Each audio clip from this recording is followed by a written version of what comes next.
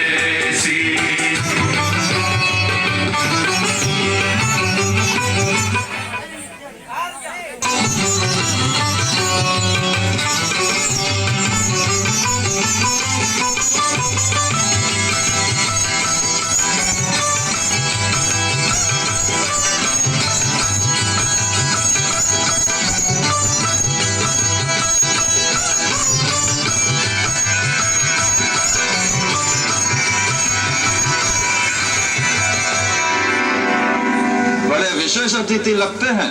ऐसा लगता है कि सीता के विवाह की बात इनसे पहले से ही पक्की हो चुकी है। तो क्या हमें रात में बुलाया है? लगता तो ऐसा ही है, क्योंकि महाराज जनक स्वयं उनका स्वागत कर रहे हैं। उन बालकों का नहीं, महर्षि विश्वामित्र का स्वागत कर रहे हैं। ये बालक तो यूं ही तमाशा देखने आए हैं। तुम क्या समझते हो ये दूध मुहे बच्चे शिव का धनुष तोड़ेंगे? हम समस्त गुरुजन और देश देश से आए हुए राजा और राजकुमारों का स्वागत करते हैं। हमारे निमंत्रण का मान रखकर आप सब मिथिला पधारे हैं। आप सबको हमारा अभिवंदन।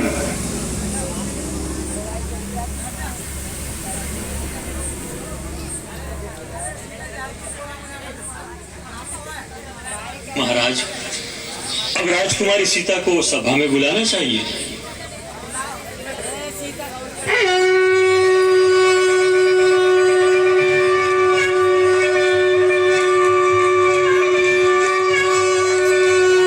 जानी सुअवसर सिए तब पठई जनक बोलाय, चतुर सखी सुंदर सकल सादर चली लवाय।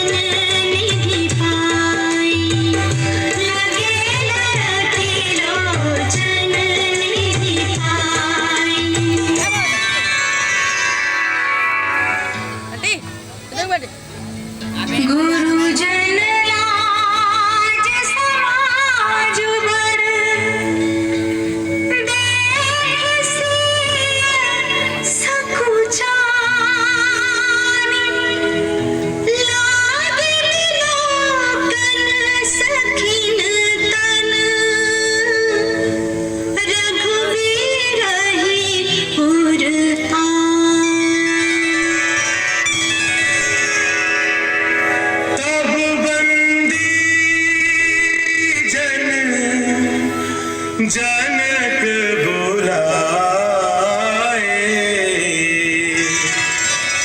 बिरदावली कहत चली आए।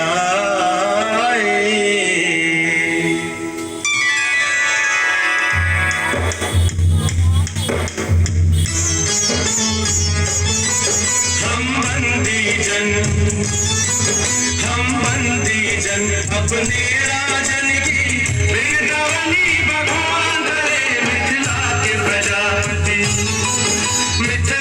प्रजापति जनक राज की करें नाना गुणगान करे। हम बंदी जन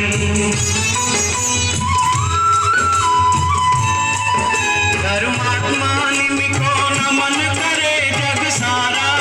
मिथिले मिथिला को देकर नाम समारा। मिथिपुत्र जनक ने कुल का यश विस्तारा। अब से जाए हर राजा जनक पुकारा। इस कुल के सभी नृप वीर यशस्वी दया धर्म और दान करे। हम बंदी जन अपने राजन की बिरदावली बखान करे। हम बंदी जन महाराज महारोमा की महिमा न्यारी। सुत उनके स्वरण रोमा सुंदर सुखकारी। महाराज रश्वलोमा के हम आभारी। मिले जिनसे हमें विदेह जनक उपकारी।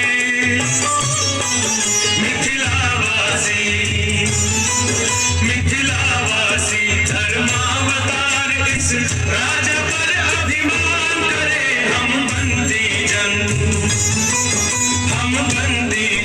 अपने राजन की बिरदावली बखान करे। हम बंदी जन कहे नृपुजा बहुपन घोरा। चले भाट अर्जुन घोरा।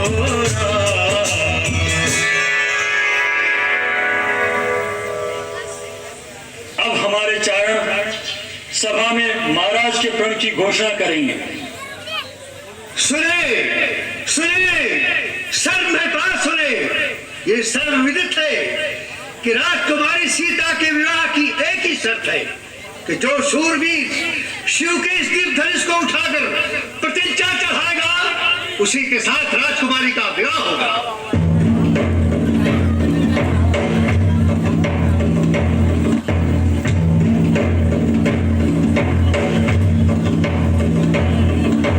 सुनहु सकल महिपाल,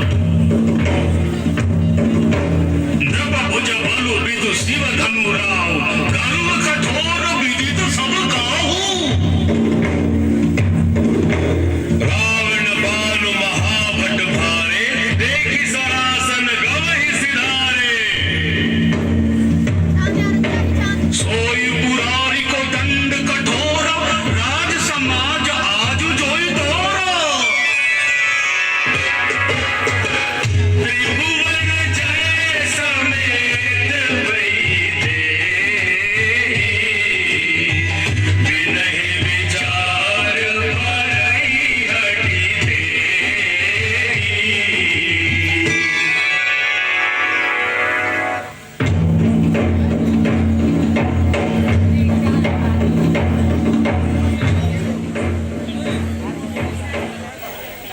अब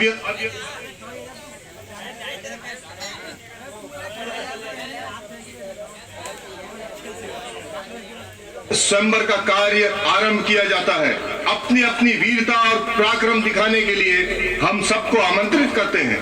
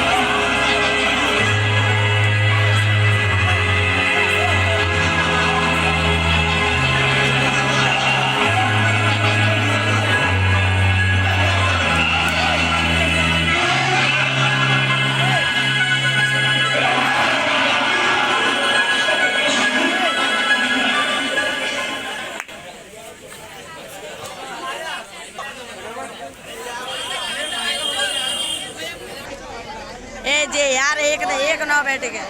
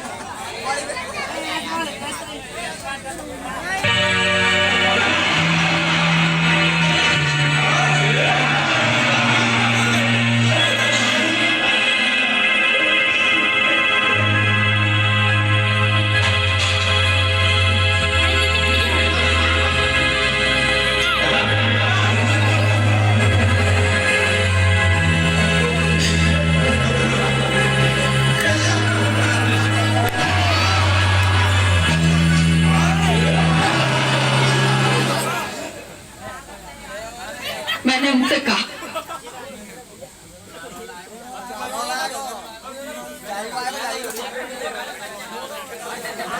ऐसी राजहट से क्या लाभ जिससे बेटी का जीवन दांव पर लग जाए। धीरज रखिए दीदी, ये उसे अधीरा निकालेगी।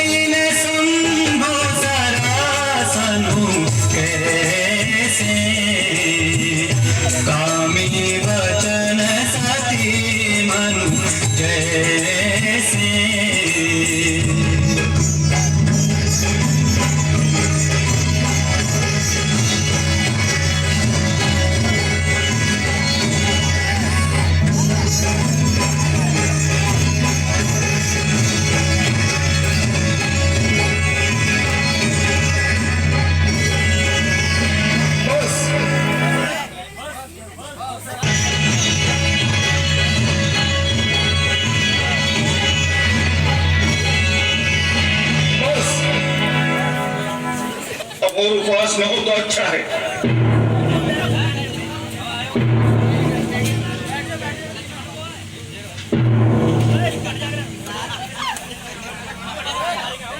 जाके कर रही वीडियो चल लग जाए। के बड़े बड़े राजा और राजकुमार मेरा प्रण सुनकर इस स्वयंवर में आए हैं। मैं ये भी देख रहा हूं कि इस सभा में न केवल मानव बल्कि कई देव और दानव भी मनुष्य का रूप धर कर आए हैं। परंतु मुझे बड़े दुख से कहना पड़ता है कि अपने आप को परम पराक्रमी, रणधीर, शूरवीर कहलाने वाले इन सब लोगों की भीड़ में सच्चा वीर एक भी नहीं निकला।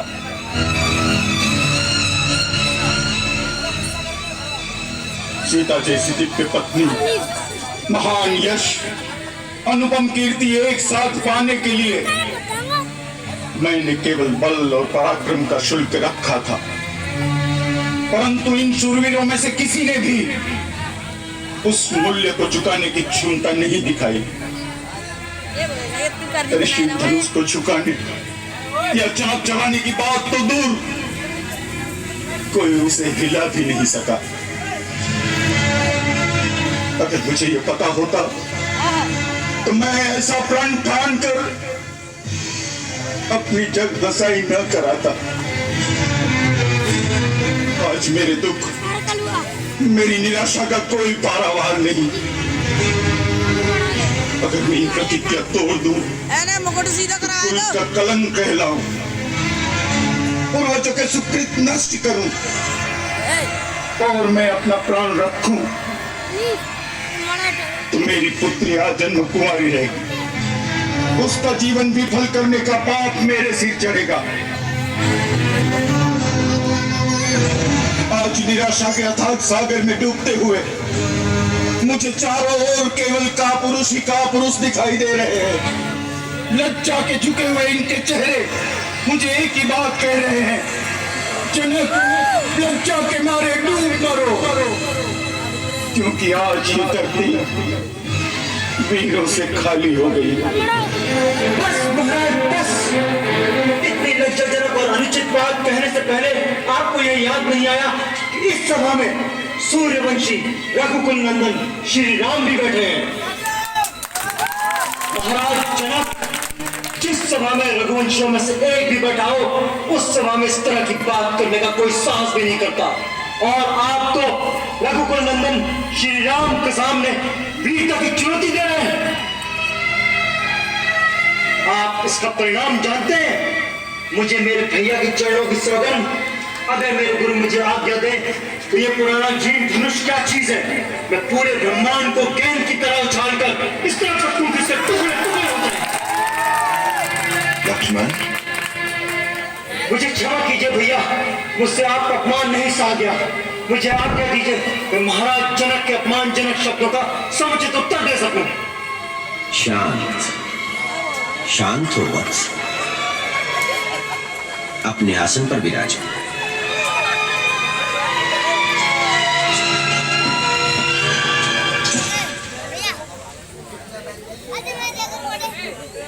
किसी का अपमान करने का मेरा विचार नहीं है। घोर निराशा के कारण ये उद्गार फूट पड़े। यदि किसी की अवहेलना हुई हो तो वो मुझे क्षमा करे।